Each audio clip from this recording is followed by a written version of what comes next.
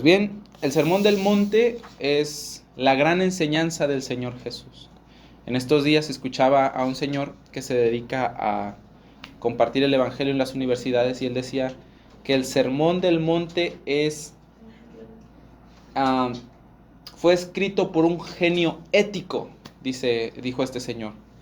Y la verdad es que sí. El Sermón del Monte es una de las cosas más citadas en la historia del cristianismo, es de los textos más predicados en la historia del cristianismo, es de los textos también más malinterpretados en la historia del cristianismo. Yo espero hacer un trabajo mejor. Y es uno de los textos que se conocen de manera secular en todo el mundo. No lo vamos a estudiar todo hoy. El día de hoy simplemente quiero tener algunas consideraciones que nosotros debemos de tener presentes cuando nosotros leamos el Sermón del Monte, ¿ok? Y yo creo que esto es importante porque es el contexto lo que nos da una interpretación correcta. Así que vamos a comenzar con esta parte del Sermón del Monte. Y antes de leer los versículos 1 y 2, quiero decirles cómo llega el Sermón del Monte a nosotros, o más bien, en qué contexto llega, en qué situación llega.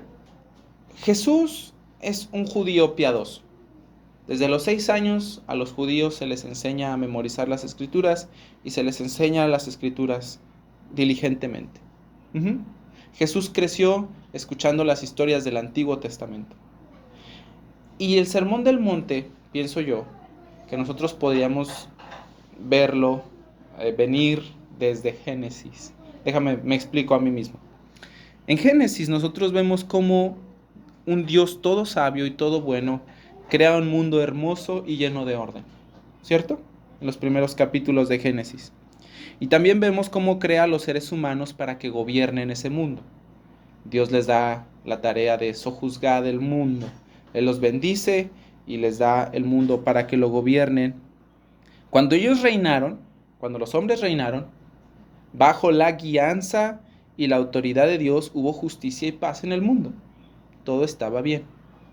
Pero hubo un momento en la historia en que los hombres decidieron rechazar el gobierno de Dios y se rebelaron contra Dios desobedeciéndole. ¿Cierto? A partir de ahí hubo caos. La muerte entró en el mundo y la humanidad cayó. Pero nosotros vemos cómo Dios, avanzando Génesis, escoge a un hombre que se llama Abraham y promete que a través de Abraham todas las naciones del mundo iban a ser benditas. La historia sigue y después nosotros vemos a Isaac y a Jacob teniendo su descendencia y yéndose a Egipto con todos ellos. ¿Recuerdan la historia de José? Y de cómo José los salva a todos y se los lleva a Egipto para que vivan allá. Bien, después de los 400 años que los israelitas estuvieron en Egipto, Dios los saca, porque ellos eran esclavos. Dios los salva a ellos, escogiéndolos, y los lleva al monte Sinaí para darles su ley.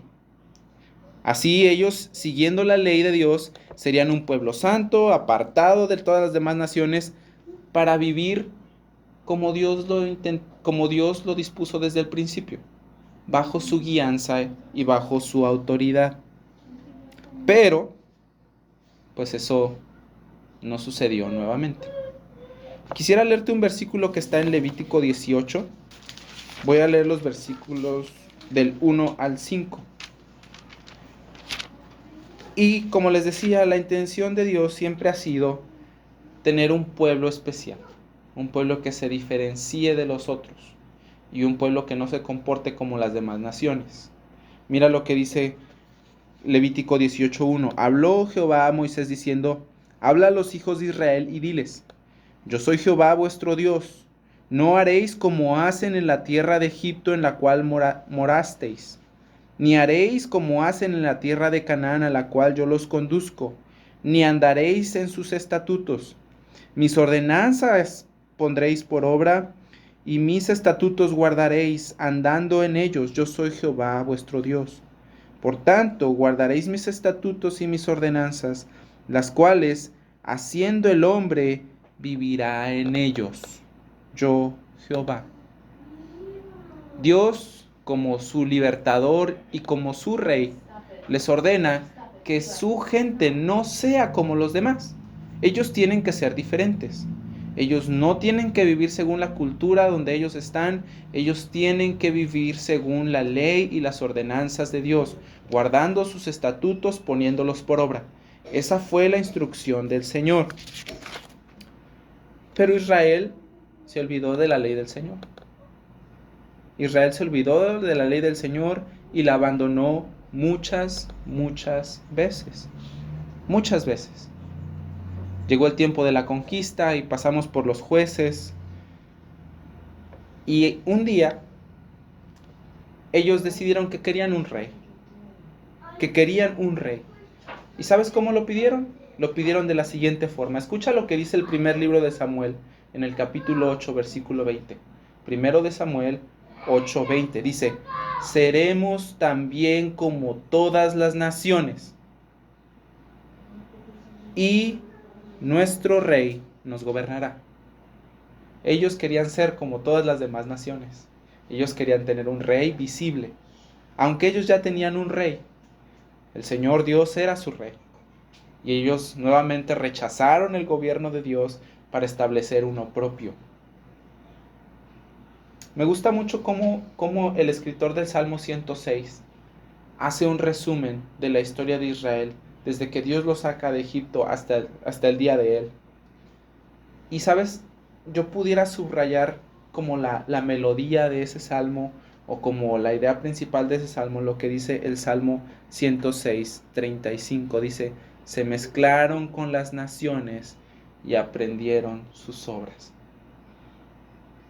Se mezclaron con las naciones y aprendieron sus obras.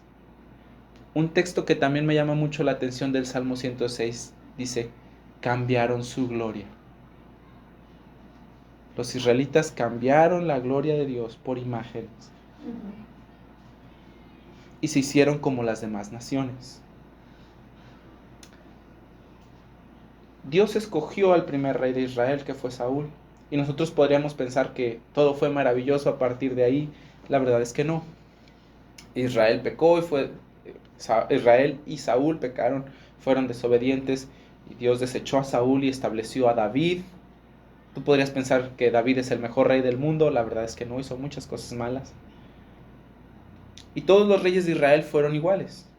La gran mayoría de ellos fueron infieles al Señor, permitieron la adoración a los ídolos paganos, y por eso Dios continuamente envió profetas recordándoles el pacto que Dios había hecho con ellos cuando los rescató de Egipto. Y les persuadían para arrepentirse, para volver al pacto de amor que Dios había puesto con ellos. Israel no quiso escuchar. No quiso escuchar. Y porque ellos no quisieron escuchar, fueron conquistados. Israel fue conquistado muchas veces, muchas veces, pero ni aún así se arrepintieron. Dios, en medio de todo esto que estaba pasando, las conquistas y todo lo demás, Dios prometió un rey que vendría para librar a Israel, un descendiente de David, que tendría un reino eterno.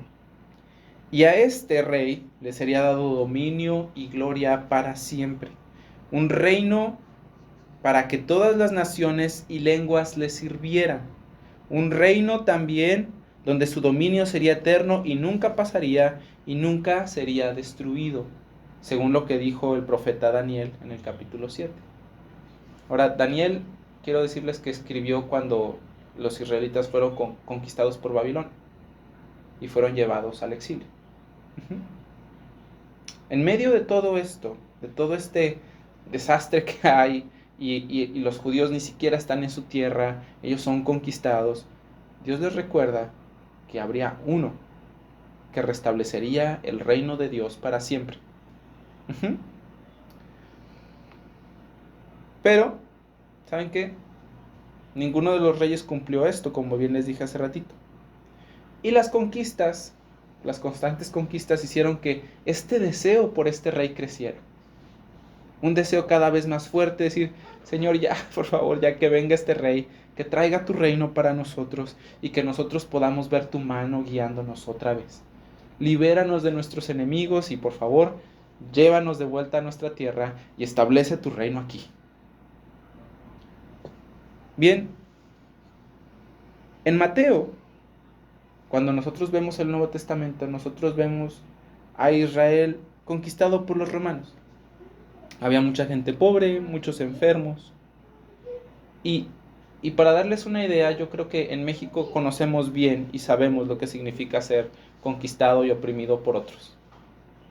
Nuestra historia nos ha enseñado que cuando algo así sucede, hay mucha impotencia, hay mucha injusticia, hay mucha impunidad, hay mucha desesperanza. La gente ansiaba la prosperidad en el tiempo de Jesús y ansiaba la llegada de este rey y de su reino. Es aquí, en este contexto, cuando Jesús entra en la historia y comienza a anunciar el evangelio del reino de Dios, diciendo: arrepiéntanse y crean en el evangelio. El reino de los cielos se ha acercado, como dice Marcos 1 del 14 al 15. Y justo al inicio de su ministerio, el Señor Jesús, como este rey prometido, comienza a decirles a la gente cómo se ve el reino de Dios y cómo se ven las personas que están ya en el reino de Dios. Es aquí donde el Sermón del Monte aparece.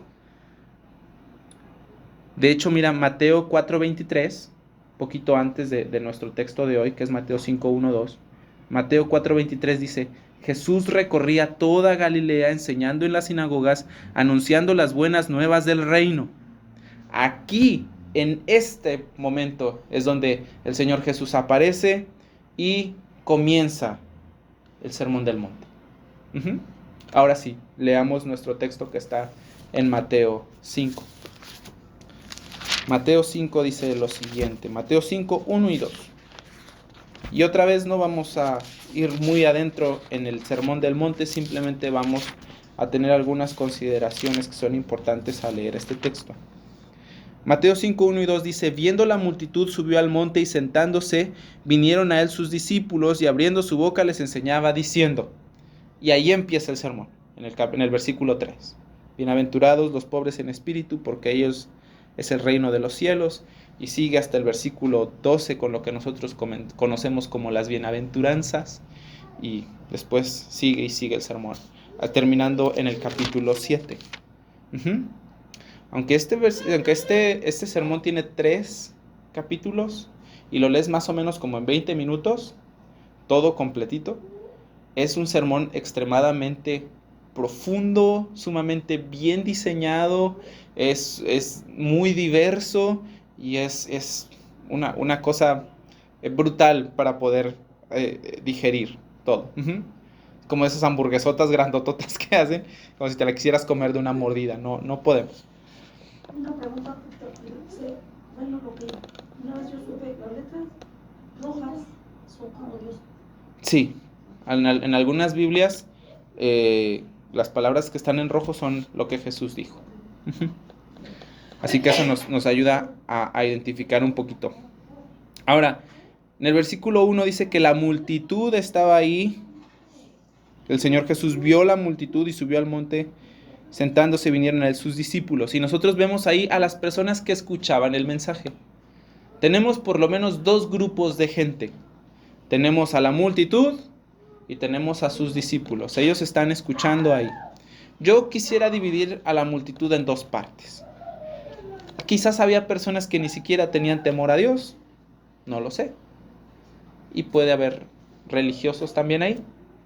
Pero yo creo que en el mundo nada más están esos 3 tipos de personas. Las personas que ni temen a Dios, ni lo buscan, ni nada. Los que son religiosos y aquellos que han sido salvados por la gracia del Señor. Solo 3. Déjame comenzar con los que yo creo que no temían a Dios. Las personas que no temen a Dios son personas interesantes. Ignoran a Dios. Lo que saben de Él lo pasan por alto y la verdad no quieren saber más. Ellos simplemente lo ignoran. Ellos no saben quién es Él. Ellos no quieren saber. La ley de Dios es extraña para ellos. Es como si ellos estuvieran ciegos. Ellos simplemente no ven y no entienden. Ellos tampoco entienden el gran peligro en el que están. Para ellos la ira de Dios y el infierno son cosas inventadas, son fábulas. Y yo siento que su ceguera, más que ponerlos en un estado de alerta, les da una falsa paz. Porque ellos simplemente no están conscientes de todo lo que el infierno y la ira de Dios significan. Ellos no lo entienden.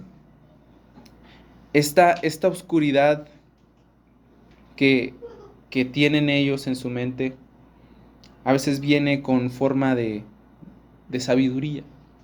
Ellos argumentan, saben, son académicos, piensan, como este hombre del que les platiqué, del que estuve platicando con él en estos días. Toman cualquier información con tal de que puedan resistirse a la simple verdad de Dios y del Evangelio. Ellos deciden rechazar abiertamente esto. Y así, llenos de pecado, estas personas piensan que tienen gran libertad. Pero la verdad es que han sido engañados y permanecen en tinieblas.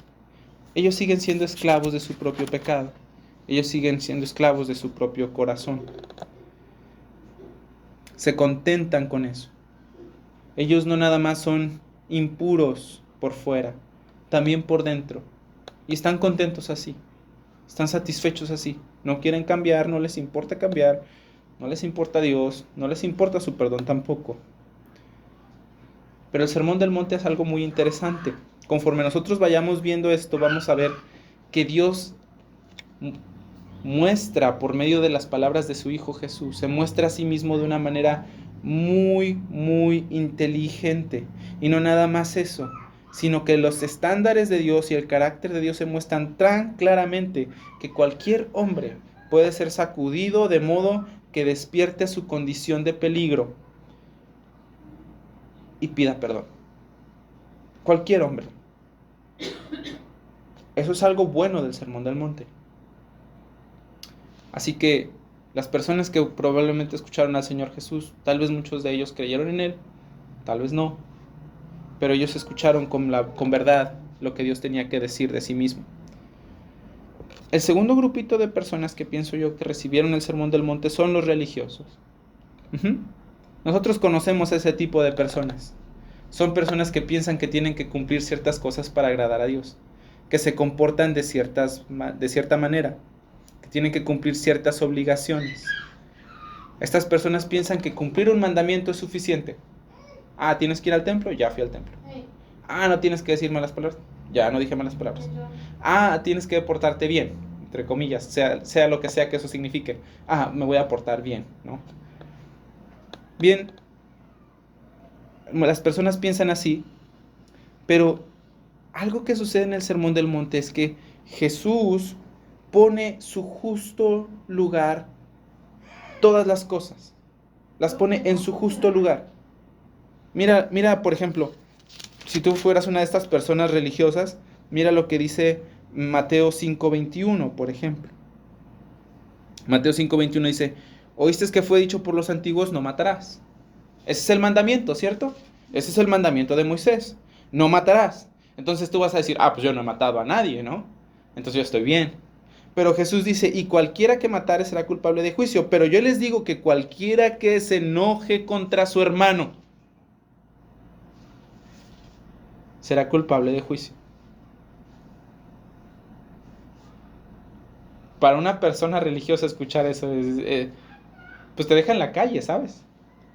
Si tú has intentado obedecer y de pronto te das cuenta cuáles son los estándares de Dios, entonces tú dices, no puedo, no, la verdad no, yo ya he matado quién sabe cuántas personas según lo que Jesús ha dicho. Según lo que Dios ve aquí, según lo que el Señor Jesús enseña respecto a la ley de Dios, yo vendría siendo un asesino. Muchas veces, de muchas maneras. Mira lo que dice el 5:27. Dice, oyeron que fue dicho, no cometerás adulterio, ¿cierto? Ese es el mandamiento, otra vez, uno de los 10. Pero yo les digo que cualquiera que mira a una mujer o a un hombre para codiciarlo en su corazón, esa persona ya adulteró con ella en su corazón. Y mira uno más en el 5:31 al 32. Dice, también les fue dicho, cualquiera que repudia a su mujer, dele carta de divorcio. ¿Te quieres divorciar? Divórciate. Pero yo les digo que el que repudia a su mujer a no ser por causa de fornicación, hace que ella adultere, y el que se casa con la repudiada adultera también. No cometerás adulterio. Bueno, según lo que es adúlteros, asesinos. ¿Ves? Cuando el Señor Jesús pone y enseña la ley de Dios, siendo Él el Hijo de Dios, el Rey prometido, aquel que vendría a establecer el reino de Dios y que vendría a enseñarnos cómo debemos de vivir, entonces todos nosotros nos quedamos cortos. Todos nosotros nos quedamos muy cortos. La enseñanza del Señor Jesús va mucho más profundo que la de Moisés. No nada más a una acción externa. La enseñanza del Señor Jesús va a lo profundo del corazón y lo penetra como una espada de dos filos. El Señor Jesús dejó claro que sus seguidores no solo eran como los que no temen a Dios, ellos también deberían de ser diferentes a los religiosos de su tiempo. Mira lo que dice el 6.2, por ejemplo. Cuando pues des limosna, no hagas tocar trompeta delante de ti, como hacen los hipócritas en las sinagogas y en las calles, para ser alabados por los hombres. No seas como ellos. Mira lo que dice el 6.5 también. Y cuando ores, no seas como los hipócritas, porque ellos aman el orar de pie en las sinagogas y en las esquinas de las calles, para ser vistos por los hombres. No seas como ellos. Y uno más, el 6.16, dice: cuando ayunes, no sean austeros como los hipócritas, porque ellos demudan sus rostros para mostrar a los hombres que ayunan. No seas como ellos. No seas como ellos. Y aquí resuena, es como un eco de lo que leíamos en Levítico, ¿verdad? No tienen que ser como las demás naciones. No van a aprender sus costumbres. Ustedes van a poner mis estatutos por obra. Ustedes guardarán mi ley. Desde el inicio de su sermón, el Señor Jesús deja claro que las personas de su reino no son identificadas principalmente por lo que hacen. No porque hagan esto o porque hagan aquello, sino por lo que son. Lo que ellos son. Y es que ellos son de cierta manera.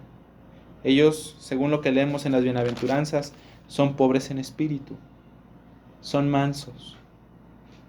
Son humildes. Ellos tienen hambre y sed de justicia. Ellos son misericordiosos. No simplemente religiosos. No simplemente hacen cosas religiosas. Ellos guardan la ley de Dios en su corazón y viven por ella. Así es esto. Incluso el Señor Jesús, en una parte del Sermón del Monte, dijo que si nuestra justicia no fuese mayor que la de los fariseos, no podríamos entrar al reino de los cielos. Eso aplasta el deseo de cualquier persona religiosa o las aspiraciones de cualquier persona religiosa de pensar que por lo que yo hago en mi vida religiosa, ir a la iglesia, aprender los versículos o lo que sea, voy a poder agradar a Dios. La verdad es que mi justicia no es mayor que la de un fariseo. Según la ley de Moisés, no. Y para muestra un botón, nosotros tenemos las credenciales del apóstol Pablo en Filipenses 3. Así que yo les animo a considerar esto. El Señor Jesús desea que sus discípulos no solo sean diferentes a los que no creen, sino incluso a los religiosos del tiempo. Y al final, nuestro tercer grupo de escuchas es el de los discípulos. Yo creo que lo mejor que pudiera yo decir de esto es repetir lo que dijo un señor que se llama John Stott. Él escribió un libro acerca del Sermón del Monte y él dice esto en su libro: los seguidores de Jesús deben ser diferentes tanto de la iglesia nominal como del mundo secular, de la persona religiosa como de la irreligiosa. El Sermón del Monte es la delineación más completa de la contracultura cristiana que existe en el Nuevo Testamento. Te explico. Los seguidores de Jesús deben de ser diferentes, tantos de la iglesia nominal, los cristianos de nombre. Ujú. Simplemente los que dicen, yo soy cristiano, pero viven como cualquiera. Y del mundo secular. Nuestra moralidad, nuestra conciencia va mucho más allá de lo que la sociedad dice que es bueno o no. Ujú. Mucho más allá. De la persona religiosa como de la irreligiosa. Los seguidores de Jesús tienen algo que las personas religiosas no tienen. Te lo explico de la siguiente manera. Imagínate que tú tienes un rancho, ¿ok? ¿Sí? Y hay un coyote cerca y te mata las gallinas. ¿Cuál es la manera de acabar con el problema? Cercándolo al rancho. Cercando el rancho. Te propongo una solución más eficaz. Mata al coyote. Se acaba el problema. ¿Cierto? O también, si tú no quieres matar al pobrecito coyotito, si tú no quieres matar al coyotito, pues la enjaulas. Ujú. ¿Sí? El asunto con la enjaulada es que cuando tú sueltas al coyote, el coyote va a volver a matar gallinas. Ujú. La única manera en la que podría el coyote no matar gallinas es que tú cambies la naturaleza del coyote. Y que de alguna manera el coyote ya no le guste comer carne, que le guste comer pastito. Pero eso hablaría más de un borrego que una vaca, que de un coyote, ¿estás de acuerdo? Necesitaríamos cambiar la naturaleza del coyote. ¿Y sabes qué? Esto es lo que pasa con las personas religiosas de un discípulo verdadero del Señor Jesús. La persona religiosa dice, y no puedo. Sí quiero ir al juego, pero tengo que ir a la iglesia. Ah, es que sí me gustaría ver la película, pero pues no, mi religión no me lo permite. Ay, es que yo quiero, pero no, porque tengo que cumplir, ¿no? Reglas. Si tú quitas las reglas, va a salir de su corazón todo lo que él quiere. Todo lo que él quiere. Un discípulo de Jesús ya no desea esas cosas, porque Dios ha cambiado su naturaleza. Ha pasado de ser un simple religioso a alguien que es humilde y manso de corazón. Ha pasado de dejar una persona que desea justicia con todo su corazón para que esa persona que me lastimó la pague porque eso es lo correcto, a ser una persona que perdona y ama a sus enemigos con sinceridad. ¿Me explico? Entonces John Stott dice, el Sermón del Monte es la delineación, te marca así, derechito, más completa de la contracultura cristiana que existe en el mundo. Y esta palabra contracultura me llama mucho la atención. O sea, que va literalmente en contra de las normas de nuestra cultura hoy. Uh-huh. La cultura dice, haz lo que es justo. ¿Te pegó? Regrésasela. El Sermón del Monte, ¿qué dice? ¿Te pegó? Ponle la otra mejilla. ¿Te quitó algo? Denúncialo. El Sermón del Monte, ¿qué dice? Al que te pida, dale. No le niegues. Y al que te quite tu camisa, déjale también tu capa. Al que te obligue a llevar una milla su carga, llévasela 2. Uh-huh. Esto es lo que el Señor Jesús espera de sus discípulos. Él quiere enseñarles cómo se ve una persona que vive en el reino de Dios. Y para terminar estas consideraciones, yo quisiera comentarles un poquito acerca de aquel que pronunció el sermón. El Señor Jesús no necesita presentación, ¿cierto? Él es el hijo de Abraham, aquel en quien todas las naciones serían benditas. Él es el hijo de David, al que le fue dado el reino eterno. Él tiene toda la autoridad en el cielo y en la tierra. Él es el Mesías de Israel, el hijo unigénito de Dios. Y él, al ver la multitud de la gente pobre y oprimida, toma una postura como un gran maestro y dice ahí Mateo 5, que él sentándose les enseñaba. Y esta es una manera de demostrar la autoridad del Señor como maestro. En el día de hoy, los maestros se ponen de pie y los alumnos están sentados, ¿cierto? En los días del Señor Jesús y especialmente su cultura, los maestros se sentaban, los demás escuchaban. Así que Él está aquí como el maestro y el rey de Israel, enseñándoles la verdad que ellos necesitan. ¿Y cuál es esta verdad? Ellos necesitan reconocer y conocer la realidad de la condición humana. Muchas personas piensan que el Sermón del Monte es así como una utopía moral, ¿no? O sea, sí, está padre, pero nadie puede hacer eso. Uh-huh.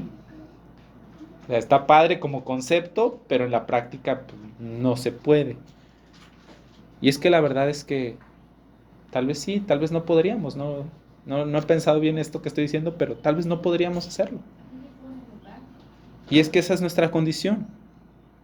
No somos lo que Dios demanda. Y no podemos hacer lo que no somos. Yo no puedo volar porque no soy un pájaro. ¿Saben por qué las personas amables se comportan así? Porque son amables.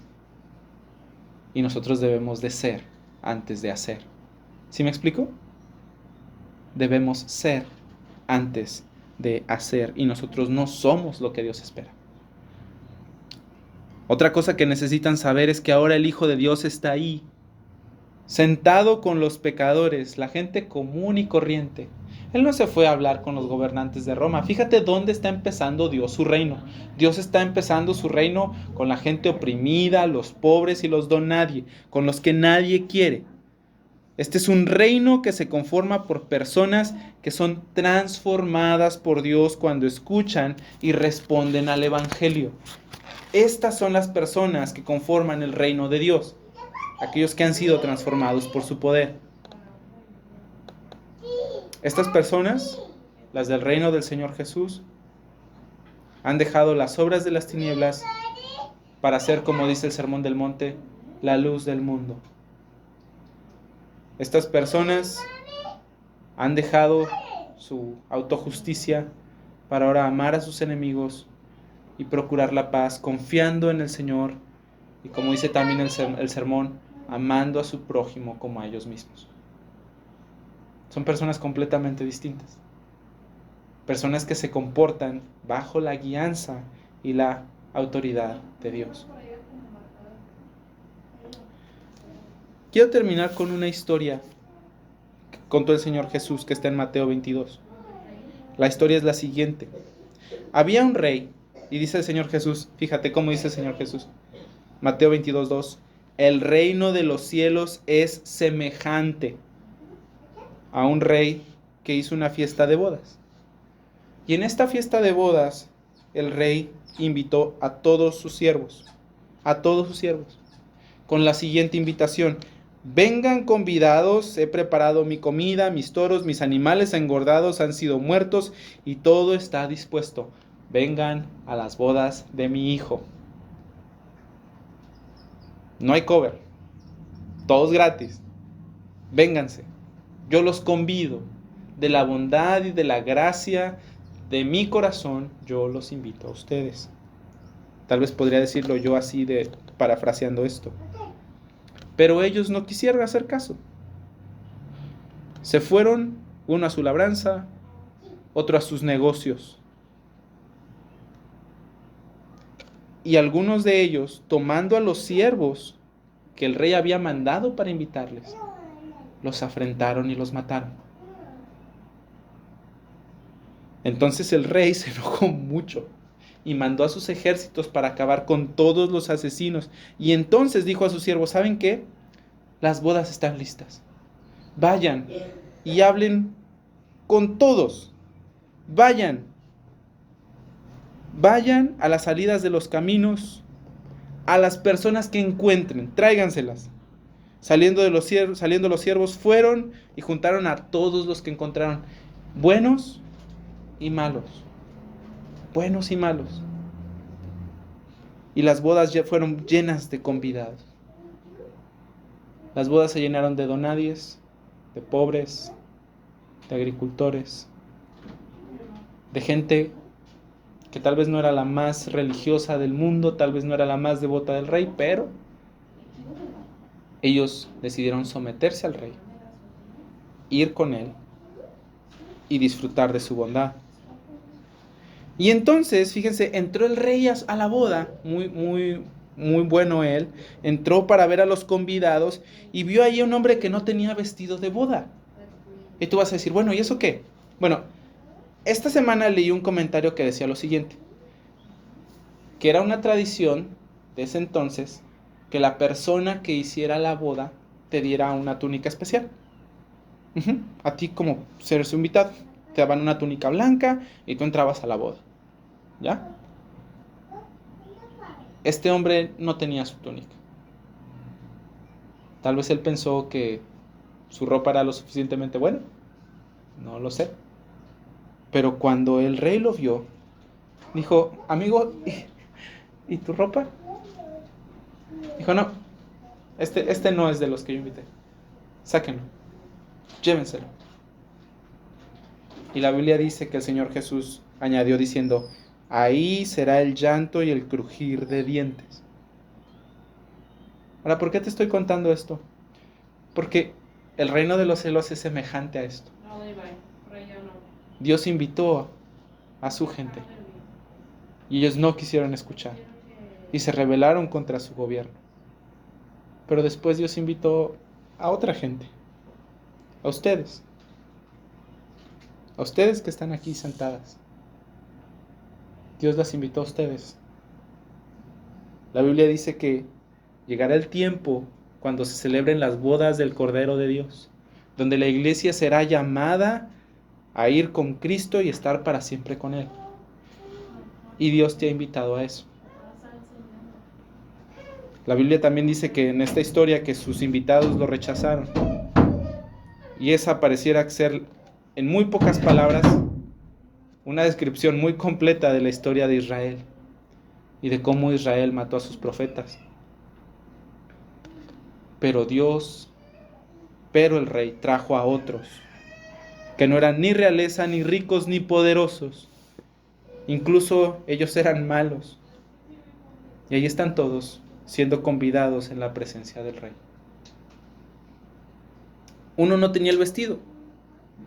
Bueno, algunas personas pueden decir lo siguiente. Bueno, ese vestido, así como en la tradición que daba el anfitrión, nosotros hemos sido provistos de un vestido también. No es una túnica especial. Ese vestido es la justicia de Cristo por nosotros. Que Él ha sido muerto en la cruz por nuestros pecados para que nosotros podamos disfrutar de su justicia.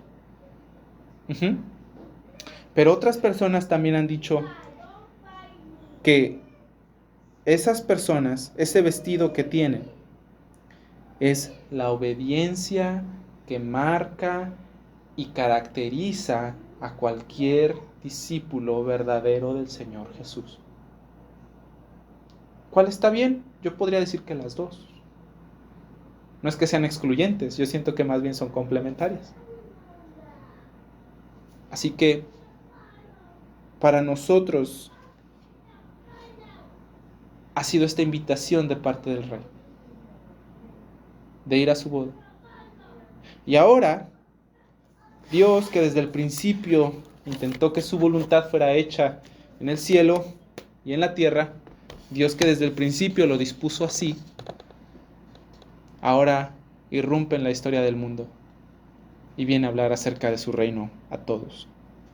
Y viene a invitar a ese reino a los que son malvados, pobres, que no son ricos, que están desesperados, que no tienen esperanza, a las personas por las que nadie da un peso.